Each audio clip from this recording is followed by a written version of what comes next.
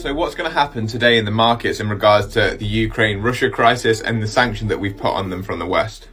So if you didn't know, what we've done from the West is cut Russia out of the SWIFT system. Well, in most cases anyway, we've stopped their central bank from being able to deploy their reserves, but we are still letting ourselves buy oil from Russia using the SWIFT system. But let's get into some observations. So on the 4 hourly, this is the USD to ruble ratio. It's had like a 20% jump, but as you can see, it's massively volatile. Look at the wick on this candle here. I think there's just like low liquidity, obviously, in the trading pair. Obviously, it makes sense for the ruble to weaken, but we've got a lot of observations here. I don't think Russia is getting any poorer by any stretch of the imagination. Probably the everyday person cannot get access to cash, but Russia as a country, I don't think they're struggling. I think this is way more orchestrated than we think. This is on the daily, this is Brent oil, and the longer this war goes on, the more money Russia make in regards to oil. Russia is the third biggest oil producer in the world. And next we'll look at gold. Gold's obviously rallying. This is on the 4 hourly. Today we're up about 1% so far.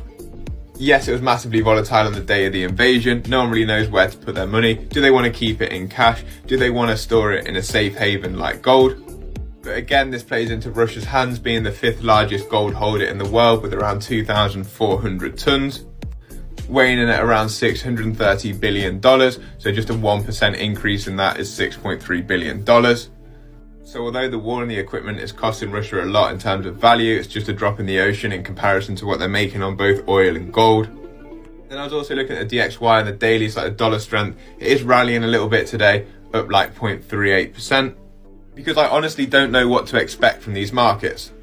This is from CNN. As you can see, the S&P 500 is projected to be 2.5% down, the Dow Jones 1.2%, and the Nasdaq 2.9%, while crude oil, Brent oil and natural gas is up 7%, 7% and 3.9%. We then had this statement from the Bank of Russia saying there's no stock trading today. And then the central bank saying that the selling of Russian securities by foreigners is banned, meaning that any American fund that are holding any sort of stock in any Russian company is now worth zero, basically. So that's just my thoughts on what I've seen so far and things I wanted to highlight. But what does this mean for the economy as a whole? Well, I think it means that America and the UK are going to have to think about their interest rate hikes. People might be scared from assets and go into cash to try and hold cash to risk off. But is this going to lead to like a stock market crash and a depression when we've already got an inflated currency? I don't know. So then what do? Do we stimulate further? Do we not raise interest rates? Are we less hawkish from the Fed?